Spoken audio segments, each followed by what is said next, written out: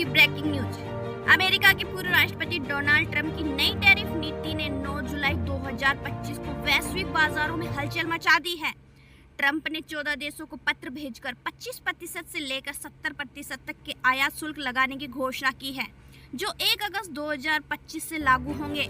उन्होंने चेतावनी दी है कि इस अवधि में कोई भी विस्तार स्वीकार नहीं किया जाएगा। इसके अलावा ब्रिक्स देशों को 10% अतिरिक्त टैरिफ लगाने की धमकी भी दी है। इस नीति का वैश्विक व्यापार पर गहरा प्रभाव पड़ा है। आज पूरे भारत में व्यापक भारत का बंद माहौल है। यह बंद मुख्य रूप से केंद्र सरकार की श्रम नीतियों और किसान विरोधी कदमों के खिलाफ किया जा रहा है।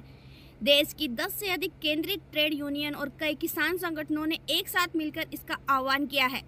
उनका कहना है कि सरकार की नीतियां मजदूरों और किसानों के हितों के खिलाफ है और बड़े कॉर्पोरेट घरानों को फायदा पहुंचाने वाली है। बढ़ते हैं अगली खबर की ओर। प्रधानमंत्री नरेंद्र मोदी को ब्राजील का सर्वोच्च नागरिक सम्मान great collar of the nation order of the southern cross प्रदान किया गया। यह सम्मान ब्राजील के राष्ट्रपति लूला दा सिल्वा ने ब्रासीलिया में उन्हें दिया।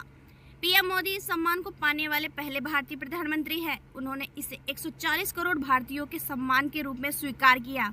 यह उनके द्वारा प्राप्त 26वां अंतर्राष्ट्रीय पुरस्कार है। ब्राजील यात्रा के दौरान दोनों देशों ने व्यापार, रक्षा, ऊर्जा और कृषि जैसे क्षेत्रों में सहयोग बढ़ाने पर सहमति जताई है। बढ़ते हैं अगली खबर की ओर। प्रधानमंत्री नरेंद्र मोदी का आज नामीबिया के विंडोक पहुंचे। यह भारत के किसी प्रधानमंत्री का नामीबिया का 3 दशक बाद पहला दौरा है। मोदी का स्वागत पारंपरिक ड्रम और सांस्कृतिक कार्यक्रमों के साथ किया गया। यह यात्रा भारत और नामीबिया के बीच रणनीति और आर्थिक सहयोग को मजबूती देने के लिए अहम मानी जा रही है। बढ़ते अगली खबर की ओर। भारतीय मौसम विभाग के अनुसार राजस्थान में मानसून सक्रिय हो चुका है और राज्य के कई जिलों में भारी बारिश हो रही है। पिछले कुछ दिनों में जयपुर, सवाईमाधोपुर, हनुमानगढ़, श्रीगंगानगर समेत कई इलाकों में तेज बारिश दर्ज की गई है। मौसम विभाग ने अगले 4-5 दिन तक 25 जिलों में भारी बारिश का अलर्ट जारी किया है। कोटा, उदयपुर, भरतपुर संभाग में विशेष सतर्कता बरतने की सलाह दी गई है।